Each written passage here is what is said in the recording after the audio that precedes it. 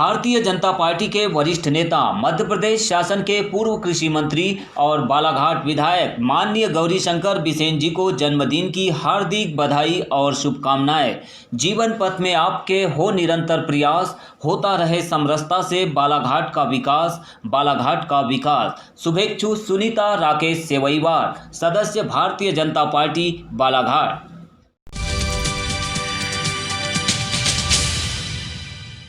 Gondia Balaghat broad gauge पर train संचालन का इंतजार हुआ खत्म। गया से जबलपुर के रास्ते बालाघाट पहुंचेगी गया चेन्नई स्पेशल ट्रेन। मोती तालाब में मछलियों के मौत की सूचना पर पूर्व सांसद ने किया निरीक्षण। कलेक्टर और नगरपालिका अधिकारी की लापरवाही को बताया कारण। दुर्घटना में मृत लोगों की पोस्टमार्टम रिपोर्ट 3 दिनों के भीतर जारी करने के निर्देश। रिपोर्ट के इंतजार में योजनाओं के लाभ से वंचित हो जाते हैं पीड़ित। और श्रमजीवी पत्रकार संघ के द्वारा बिरसा में तहसील स्तरीय पत्रकार सम्मेलन का हुआ आयोजन। जिला अध्यक्ष इंद्रजीत घोष सहित कई पत्रकार बने कार्यक्रम का हिस्सा।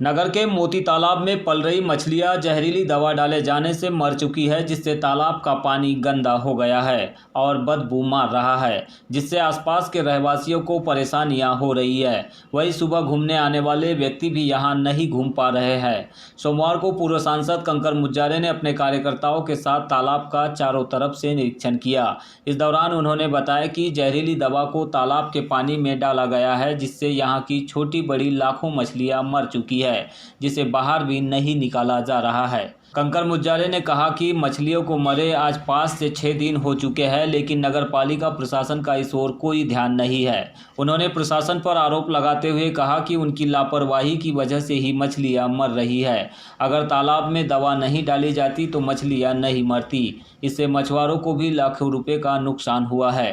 पूर्व सांसद ने कहा कि इस पूरे मामले की जांच होनी चाहिए और जो भी अधिकारी कर्मचारी इसमें दोषी पाया जाएगा उसके खिलाफ कठोर कार्रवाई की जाना चाहिए।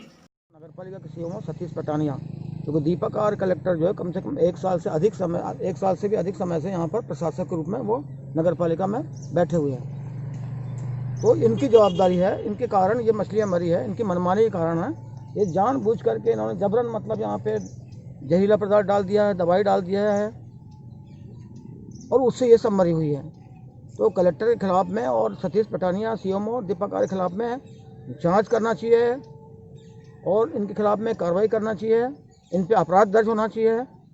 इसको लेके हम अदालत में भी जाएंगे अगर शासन ने इन पे अपराध दर्ज करके इनको कार्रवाई नहीं की, और इनको तत्काल हटाया जाना चाहिए।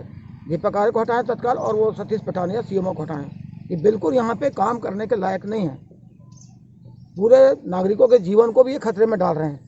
और ये मरी हुई मछली को आज 5 दिन से 6 दिन हो गए मछली को मरने को, और उसके बाद इसको उठा भी रहे हैं और बदबू मार रही है, सड़ान मार रही है। ये बीमारी और फैलेगी लोगों में।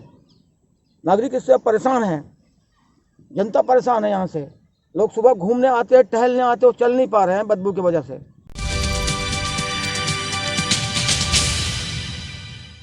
कलेक्टर दीपक आर्य ने मुख्य चिकित्सा एवं स्वास्थ्य अधिकारी, सिविल सर्जन एवं जिले के सभी खंड चिकित्सा अधिकारियों को निर्देशित किया है कि किसी भी चिकित्सक के द्वारा दुर्घटना या अन्य कारणों से मृत व्यक्ति की पोस्टमार्टम रिपोर्ट 3 दिनों के भीतर अनिवार्य रूप से प्रस्तुत की जाए। पोस्टमार्टम रिपोर्ट की न्यायालयीन प्रकरण के साथ ही मृतक के परिजनों को शासकीय योजना का लाभ दिलाने एवं बीमा योजना का लाभ लेने के लिए जरूरत होती है। प्रायः देखने में आता है कि पोस्टमार्टम रिपोर्ट के नहीं मिलने पर मृतक के परिजनों को शासन की योजनाओं का समय पर लाभ नहीं मिल पाता है। अतः ऐसी स्थिति निर्मित न हो और पीड़ित परिवार को शासन की मंशा के अनुसार समय पर शासकीय योजनाओं का लाभ मिल सके, इसके लिए मृतक की पोस्टमार्टम रिपोर्ट 3 दिनों के भीतर अनिवार्य रूप से दी जाए। इस आदेश का सख्ती से पालन करने कहा गया है।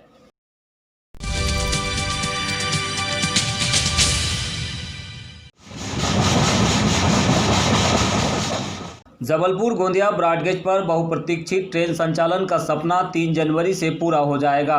ब्रॉडगेज रूट से पहली ट्रेन चेन्नई गया चेन्नई स्पेशल ट्रेन का संचालन होगा।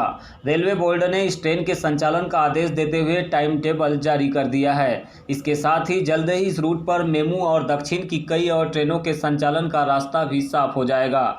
जानकारी के अनुसार 3 जनवरी से रेलवे इस रूट पर चेन्नई गया चेन्नई के बीच ट्रेन का संचालन शुरू कर रही है। यह ट्रेन गोंदिया बालाघाट, नैनपुर, जबलपुर, कटनी, प्रयागराज, छिवकी होकर चलेगी। रेलवे के मुताबिक यह त्योहार स्पेशल ट्रेन इस नई ब्रॉडगेज लाइन पर पहली ट्रेन होगी जो सीधे गोंदिया, बालाघाट, नैनपुर, जबलपुर होकर दक्षिण भारत को उत्तर भारत से जोड़ेगी। इस स्पेशल ट्रेन संख्या 02389 रविवार 3 जनवरी 2021 को गया से सुबह 5:30 बजे रवाना होगी।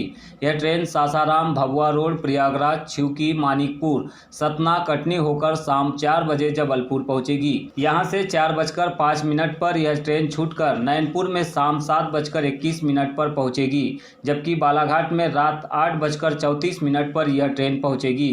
गोंदिया में रात 9:30 बजे ट्रेन का स्टॉपेज होगा।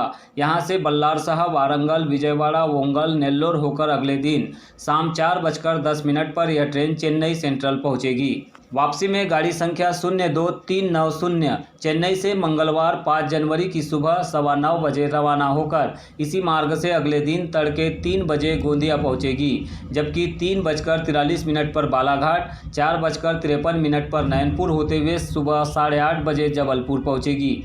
यहां से रवाना होकर देर रात 10:50 पर यह ट्रेन गया पहुंचेगी।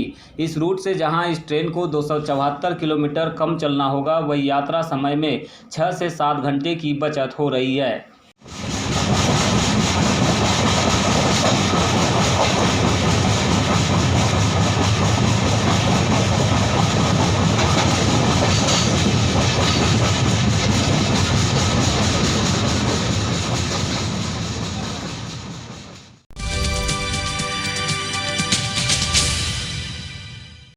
मध्य प्रदेश श्रमजीवी पत्रकार संघ तहसील इकाई बिरसा के तत्वावधान में श्रमजीवी पत्रकार सम्मेलन का आयोजन दिनांक 27 दिसंबर रविवार को आयोजित किया गया। आयोजित पत्रकार सम्मेलन में मध्य प्रदेश श्रमजीवी पत्रकार संघ के जिला अध्यक्ष इंद्रजीत भोज का बैगा लोक नृत्य के माध्यम से स्वागत किया गया। तत्पश्चात सभी अतिथियों का पुष्पगुच्छ से स्वागत किया गया। गौरतलब हो कि विगत कुछ दिनों से मध्य प्रदेश श्रमजीवी पत्रकार संघ के प्रदेश अध्यक्ष सलभ भदौरिया के मार्गदर्शन में जिले की संपूर्ण तहसील इकाई में पत्रकार सम्मेलन का आयोजन किया जा रहा है। कार्यक्रम में विशेष अतिथि के रूप में श्री राजावत, भारतीय मजदूर संघ के महासचिव आनंद खोबरागड़े, प्राचार्य शासकीय महाविद्यालय मलाजखंड ओमेंद्र बिसेन, महासचिव श्रमजीवी पत्रकार संघ एवं बालाघाट के अन्य पत्रकार साथी मौजूद रहे। क्योंकि आप साफ है तो आप अपनी कलम की लड़ाई में आगे बढ़ेंगे और कलम की लड़ाई लड़ने के लिए फिर आपको ऐसा है कि यदि बढ़ेगा तो फिर बढ़ जाओ। फिर ये मत देखो कि मेरे परिवार का क्या व्यवस्था है, मेरे बच्चे कितने, मेरा पेट कैसे चलेगा, मेरे समाज में क्या स्थिति है।